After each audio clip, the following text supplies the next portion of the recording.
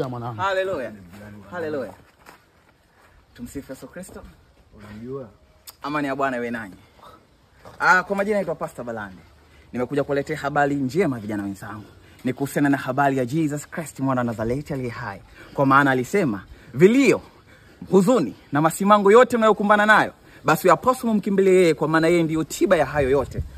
Hebu endelea mambo yako. Na waletea nazungumzia habari ya Jesus Christ. Kwa maana yeye ndiye Alfa na Omega, na ndiye mwanzo na mwisho. Yatupaswa tumtukuze, tumwabudu na tumheshimishe katika maisha yetu. Kwa maana yeye ndiye anayeweza kutupa sababu.